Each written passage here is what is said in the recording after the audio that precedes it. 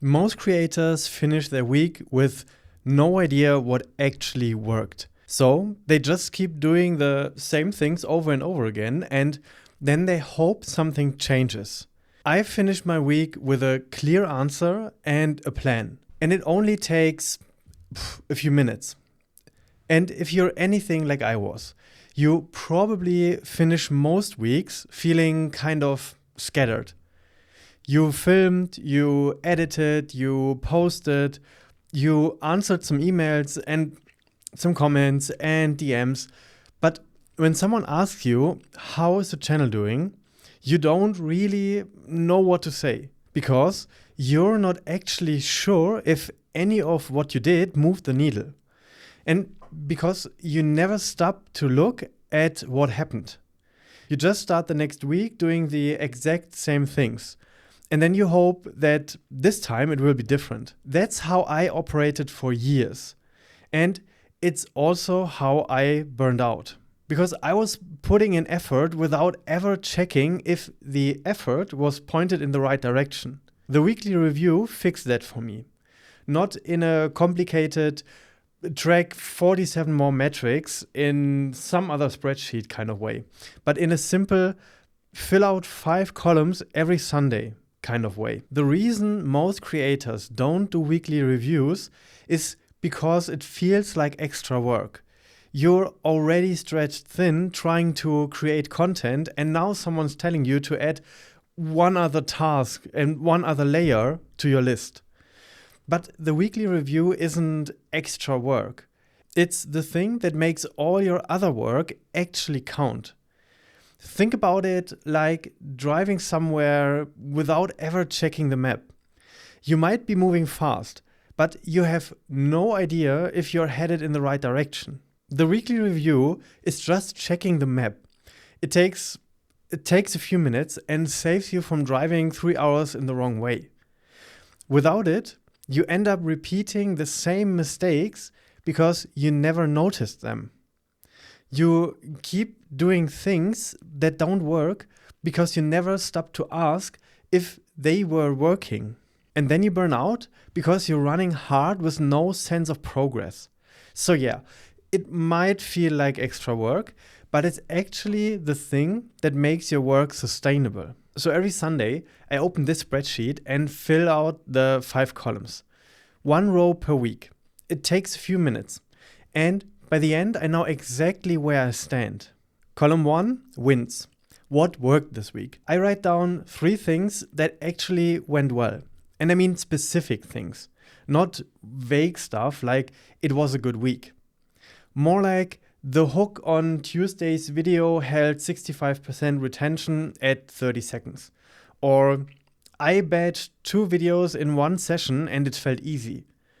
Or someone DM'd me saying my video helped them. You're looking for wins you can repeat, because if you don't write them down, you forget what's working and you stop doing it. Column 2 is lessons. What didn't work this week? Same idea, 3 things, be specific. For example, I procrastinated on scripting because I didn't have a clear outline. Or I checked analytics 8 times on Wednesday and it destroyed my focus. I said yes to a project I should have declined. You're not beating yourself up here. You're just noticing patterns so you can actually fix them. Because you can't fix what you don't see. Column 3, gratitude. What am I grateful for? And this one might seem a bit soft, but it matters. 3 things you are grateful for this week. Could be creative stuff, like I'm grateful I finally finished that video I've been putting off. Or personal stuff, like I'm grateful my partner gave me space to film on Saturday. And this is important because it keeps you grounded. And it reminds you that progress is happening, even when it doesn't feel like it. In column 4, you track your energy level, your energy score from 1 to 10.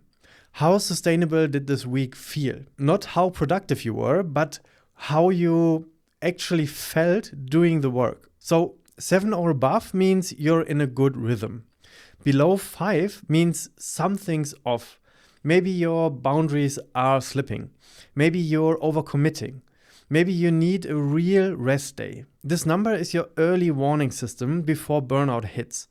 And when you track it over time, you start seeing patterns. Like every time you skip your rest day, your energy score drops the following week. But I made a whole video about energy tracking, and you can also download the energy tracker below this video. Column 5, next week's focus. One thing, not 5 things, one. The single most important thing that would move your channel or business forward next week. Maybe it's finish the course module, or batch film 3 videos, or set up the email sequence I've been avoiding. One priority, write it down. And that is your North Star for the next 7 days.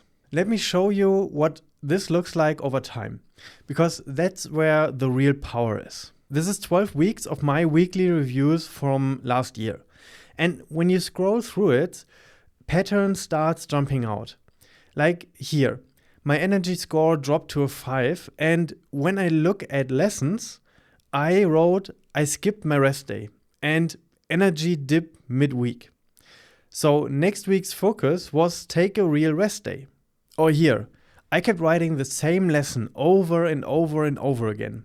So perfectionism crept in, overthinking the pricing section. And the wins column becomes this record of progress you can actually see. In this week, I finished module 1. In this week, I finished module 2.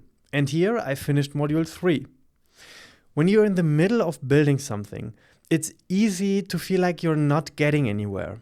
But the data shows that you actually are. A few things that will make you quit this habit within 2 weeks. First, making it too complicated. If your weekly review requires opening 4 apps, filling out 30 field spreadsheets, and scheduling a 2-hour block, you won't do it. Keep it simple. Second, skipping it when you're busy. The weeks you're most stressed and overwhelmed are the weeks you need the review most. That's when you're most likely to be spinning your wheels without realizing it. So even if you only have 10 minutes, fill out the 5 columns quickly and move on. A short review is always better than no review at all. Third, being vague. Things were fine. Tells you nothing. I felt tired. Tells you nothing. The value comes from specifics. Which task drained you? Which video underperformed? What exactly will you do differently next week? Get specific, or you kind of don't have to do it at all. So that's it. 5 columns, 30 minutes, really 30 minutes max every Sunday. It's not complicated and it's not glamorous, but it's the thing that keeps me from drifting off course and burning out without realizing it. I do this every single week now. And when I look back at months of data, I can see exactly what's working. And I can see whether I'm building something sustainable or just grinding myself down again. So if you're feeling burned out or stuck, or like you're working hard without getting anywhere, the weekly review might not be the only system you're missing.